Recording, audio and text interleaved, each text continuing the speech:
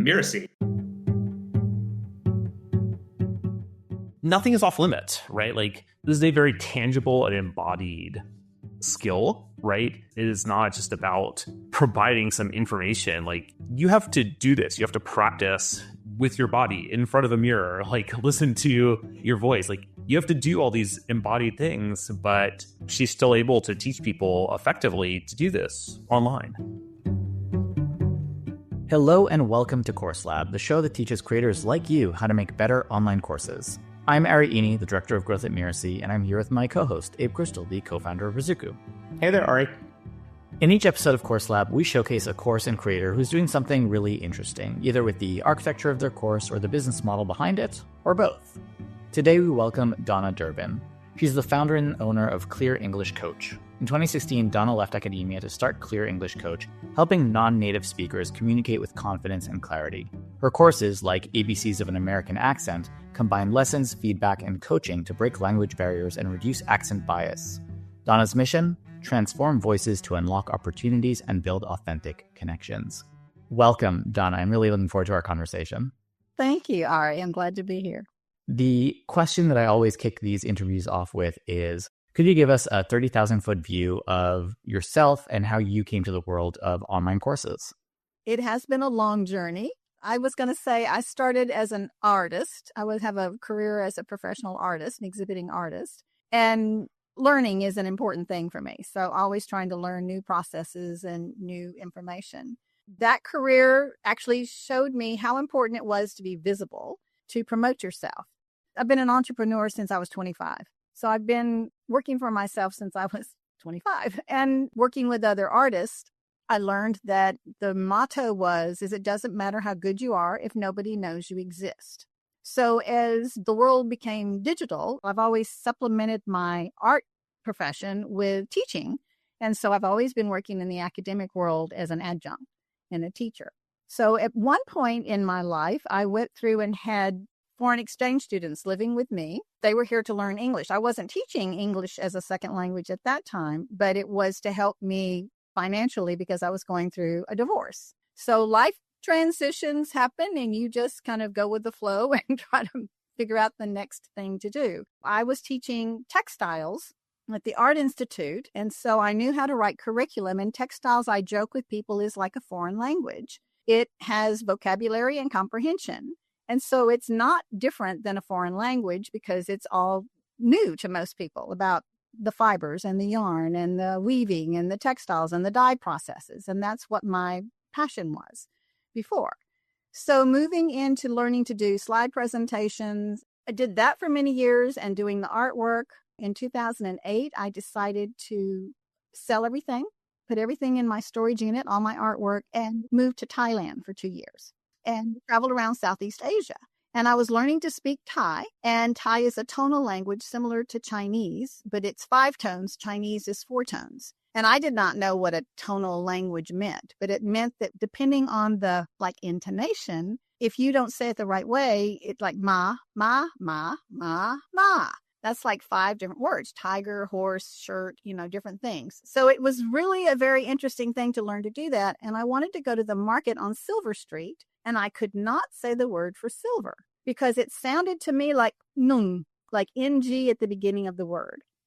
And I thought, this is what happens to my ESL students. At that time, I had been teaching English as a second language at University of Houston and was teaching general grammar, reading, writing, speaking. But we didn't have anything based on pronunciation. And I thought, this is what happens to my foreign students. They know the grammar, they know the words, they know the vocabulary, but when they say it, Americans go, huh?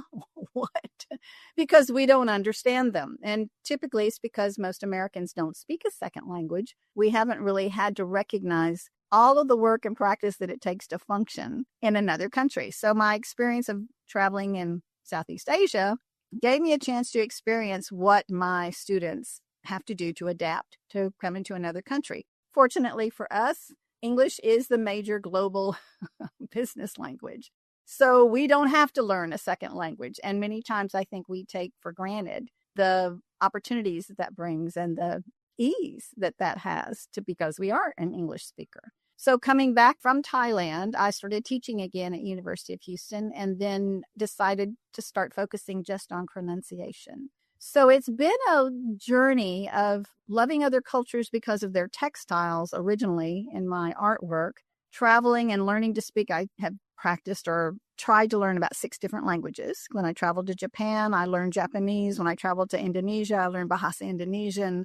French was my first foreign language I had a chance to study in Quebec, Canada, in my junior and high school. Spanish, Italian. So it's been an opportunity to visit other cultures and learn the language to better connect. So to me, that's really kind of the journey that's brought me back to now working with people all around the world. My students came to visit me from other places before I had a chance to visit them. And so it's been the global connection. We live in a very small world, basically. So communication is key.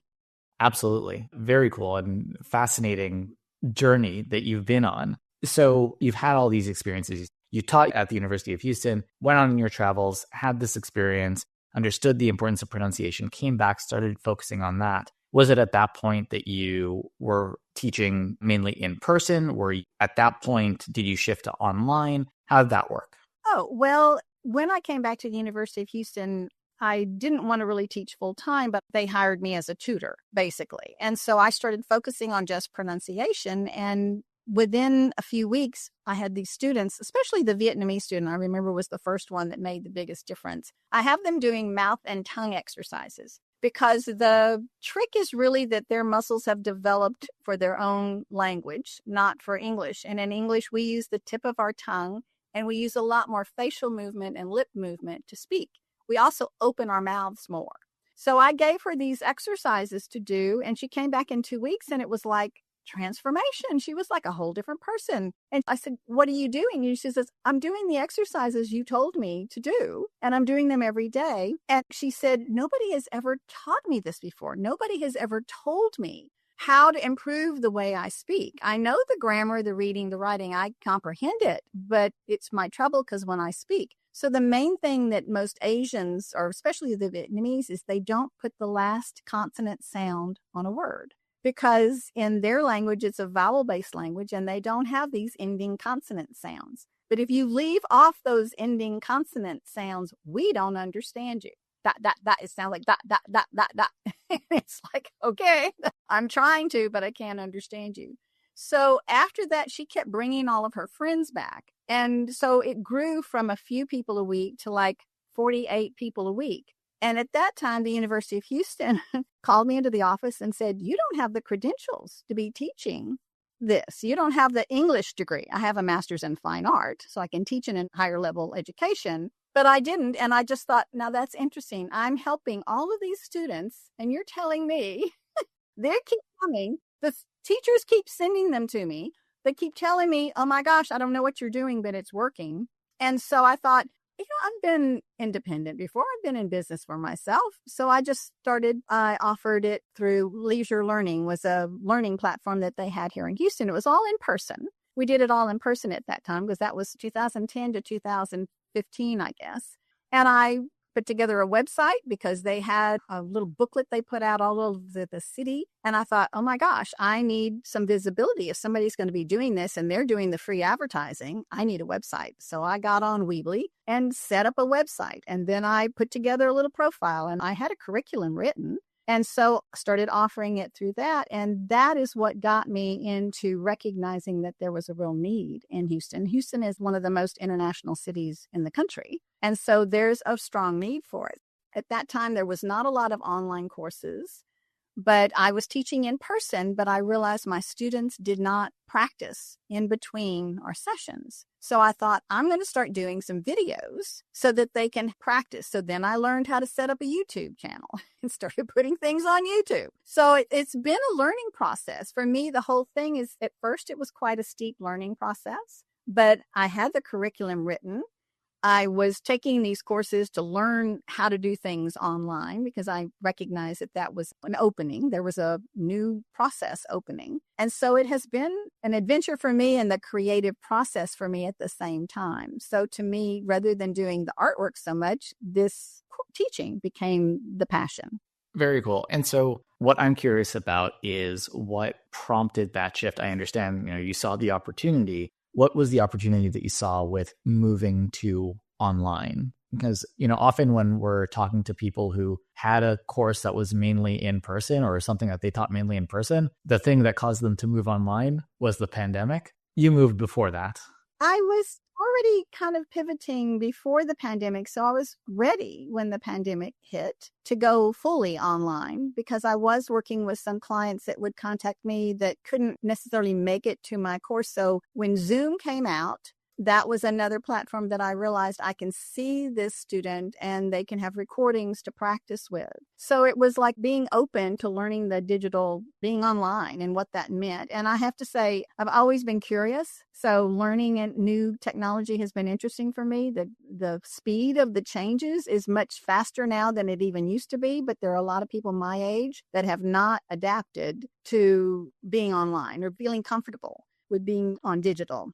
To me, it was being able to have a way that they could practice. So doing the videos, we did the Zoom, then I could post it on YouTube. And then when I discovered Rizuku, it was basically the fact that I knew I wanted something where I could have that interaction. That was the part that was important for me, not just having an evergreen course that I didn't have any interaction with, but it was being able to do like a hybrid course so that I could provide direct coaching as well as giving them the support to have a self-study course. So that kind of evolved into that. So tell us a little bit more about the structure currently of the course. And it seems to me like this is a topic that people do need feedback. So it's not just them watching off of recording. So what is your process to support people in getting better with their pronunciation and everything that they're working on? Well, I think, having myself trying to learn other languages and practicing, this was before computers or iPhones or Duolingo or any of that stuff. You had to learn it by just listening and watching and taking notes and practicing the phrases over and over again. So anytime I've traveled, that's what I have done. It's a slow process, but it's more not so much academic as it is connection and communication, whether it's just good morning and how are you today and ordering tea. So it was a whole new process. So the idea of shifting it so that I could have that interaction with somebody, the course material, basically I took my curriculum and started breaking it down into small bite-sized pieces. One of the longest lessons I have is maybe 15 minutes, and that's the mouth and tongue exercises. The first course I did was my master course, which was articulation, intonation, and vowels. And that course then started to be broken out into just intonation and then just vowels as a short course, like a 4-week hour live coaching. So they have their self-study lessons, which they have to do recording. So my search for a platform that would allow my students to do a recording and upload a recording, and then so that I could give them feedback on it was a really crucial part of it. And until I learned how to use that, a lot of the platforms didn't provide that. And it's different than just using Duolingo. Now we've got AI, and AI is better at that, but I have used some of the AI platforms, and I find that they still don't correct you on intonation, which is the melody of English, which is a little more complicated than just the correct lip placement. But now it's a combination. They can purchase the course, just the course by itself, and get the feedback from me, which is a written feedback or audio feedback, depending. They can do the course and have group coaching. So I do a certain day of the week, 3 or 4 times of the year, I do a group coaching. And the group may be anywhere from 2 to 8 people. It's not a huge group. I'm really not interested in having hundreds of people. I'm very selective about the clients that I work with. And I interview each one of them before they ever even usually sign up for the course. I don't have something where they just pay their money and sign up. Why is that? Because to me, it's building a relationship and a trust value to really help somebody support them in a way that's more personal for me, more satisfying for me. And also, I don't want people just spending money just for the heck of it. I do a coaching hour on the first Monday of every month. It's free for the first time and $10 a month subscription. So I have a subscription course now. And that's just kind of an introduction of being able to sample what it's like to have a coaching session with me, with other people. Sometimes there's 2 people, sometimes there's 10. I've had people from Nepal, I've had people from India, I've had people from Canada. So now when you're online, I've got a global audience. it's not just local, although a lot of my clients find me because of the local, like Google My Business. I have a visibility there, and my YouTube has given me visibility. But as far as doing a lot of marketing, I think it's my MailChimp newsletters. I collect emails from my clients that sign up on Calendly. That was one of the other tools that really became valuable as an appointment setter. So you didn't have to go back and forth trying to find a time that was going to work for people.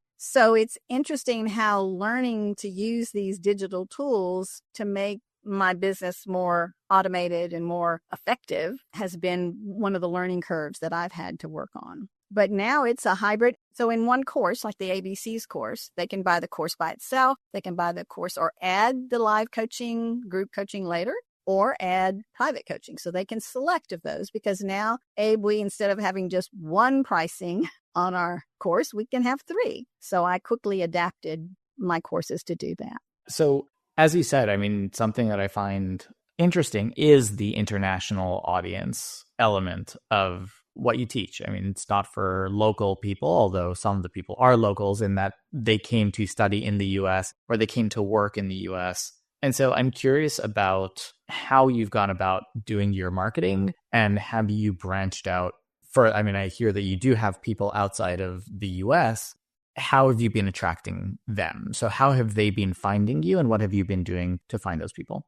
It's very interesting. I have let it grow organically. Usually it is, I've got business cards and I will pass my business cards out I will go to chambers of commerce. I will go to networking groups and talk to people about what I do. For the most part, people don't realize that there's an option to refine or elevate their spoken English. They think of that as only being grammar, reading, writing. And that's one of the reasons I left University of Houston in 2016, is because the academic programs, we had students from 40 countries, and they all told me, nobody's ever taught us this. Nobody's ever really focused on this. And I thought, there's a need. If nobody's teaching you this, and I think this is a pretty crucial part, they get up and spend days preparing a presentation. Non-native English speakers could understand each other better than the English speakers, but many times they would not be able to communicate clearly what they're saying. They've got the facts,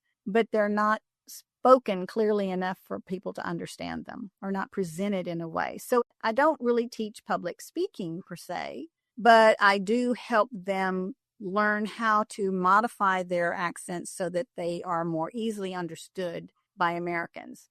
So I started doing a lot of online learning with the Small Business Association or with SCORE or some of these other things that had online courses. Again, always seeking out, trying to find ways of bettering my course or bettering the marketing. So I started recognizing that there were a lot of free support for that kind of thing. And I would sign up for them and take those courses and pick up 1 or 2 little tidbits that would help make it easier, or that I would investigate. So I thought YouTube would be the best place to start it because it's free and I can put videos on there, and I'm learning how to film myself and make videos. So that was it. Then I had to learn how to use iMovie and QuickTime on my computer. I have a Mac, so I use a Mac, but it was then a learning curve of knowing how to edit the videos, learning how to get a better microphone. At first, I was just using the mic on my computer. And when I go back and look at some of those old videos, it's terrible.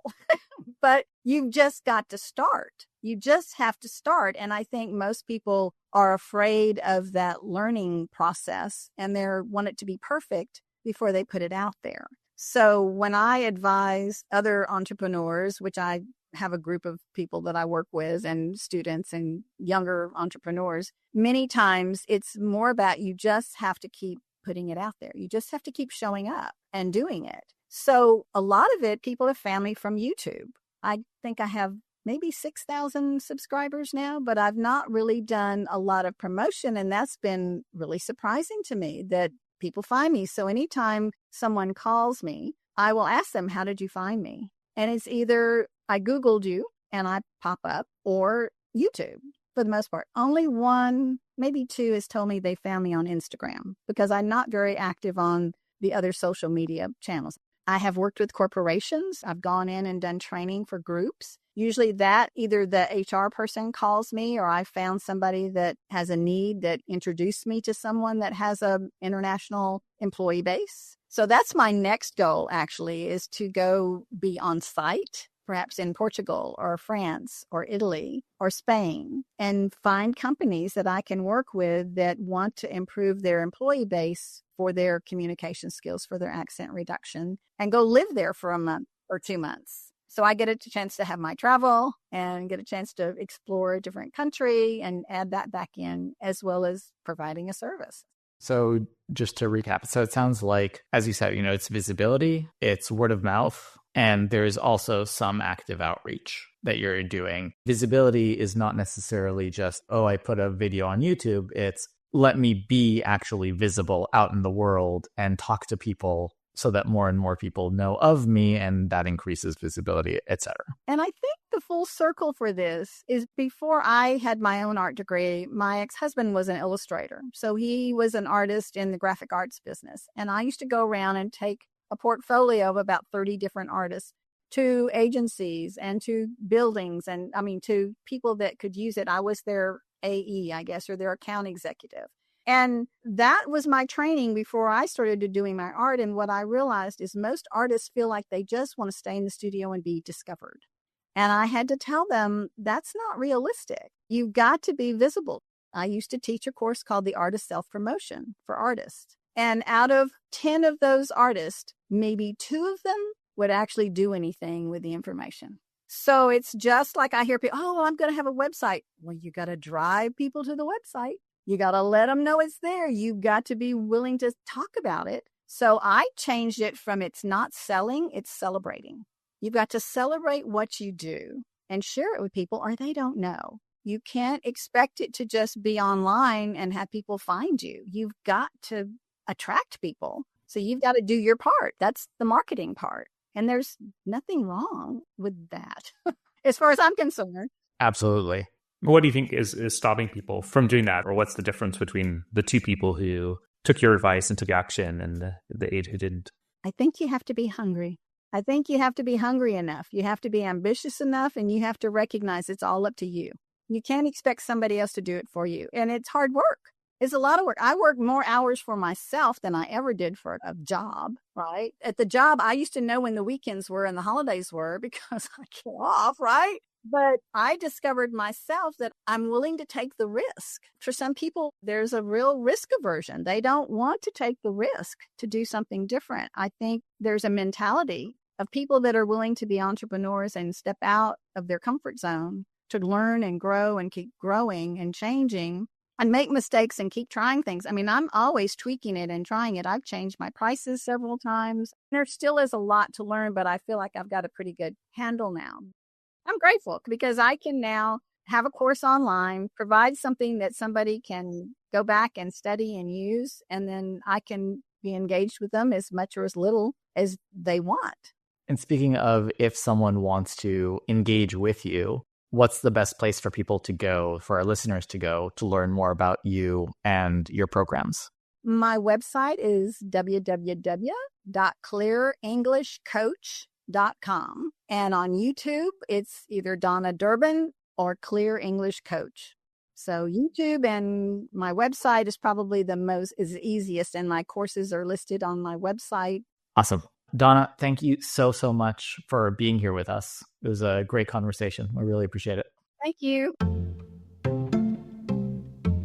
Now stick around for my favorite part of the show, where Abe and Ari will pull out the best takeaways for you to apply to your course.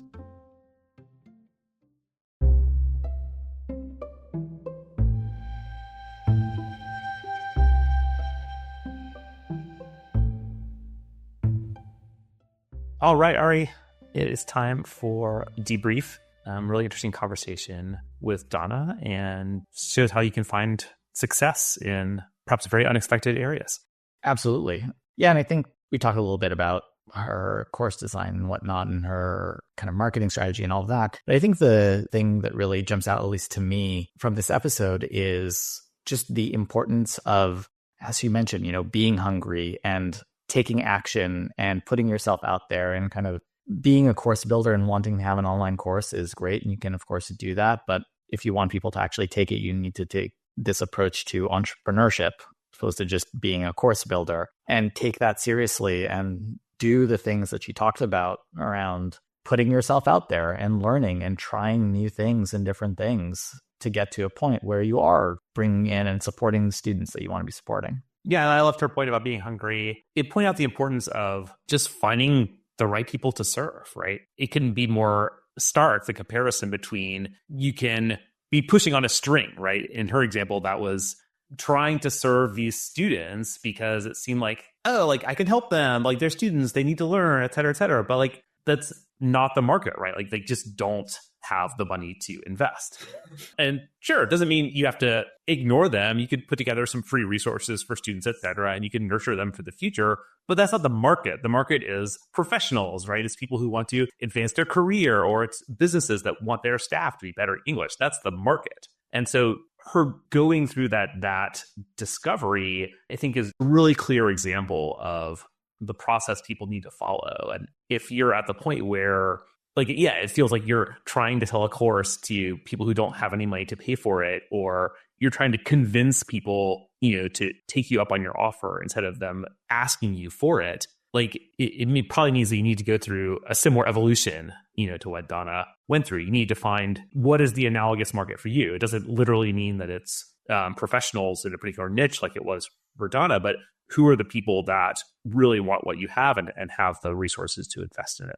Absolutely. I think, she also just highlights the point that we've made in other episodes in the past that nothing is off limit, right? Like this is a very tangible and embodied skill, right? It is not just about providing some information. Like you have to do this. You have to practice with your body in front of a mirror, like listen to your voice. Like you have to do all these embodied things, but she's still able to teach people effectively to do this online. So just because your niche or the area in which you help people is very in person or has this big embodied component, it doesn't mean that there aren't people you can help online. Absolutely. It's just about understanding or thinking through what would be needed and how would it be possible, as opposed to, just trying to copy it outright, whatever you're doing in person. Think through, okay, what could the process be if I were to do it online? Anything else you had? Nope. I'm good. Okay. All right. Donna Durbin is the founder and owner of Clear English Coach. You can find out more about her and her menu of courses over at clearenglishcoach.com. That's clearenglishcoach.com. And you'll find the link to the website and her special free offer called First Monday Accent Reduction Coaching for our listeners in the show notes. Thanks again for listening to Course Lab. I'm Abe Crystal, co-founder and CEO of Rosario, here with my co-host Ari Eni. Course Lab is part of the Mirasee FM podcast network, which also includes such shows as To Lead is Human and Just Between Coaches. If you want to hear more from Course Lab, you can follow us on YouTube or wherever you listen to your favorite podcasts. And of course, if you enjoy the show, please do leave us a review. It really does make a difference. Thank you, and we'll see you next time.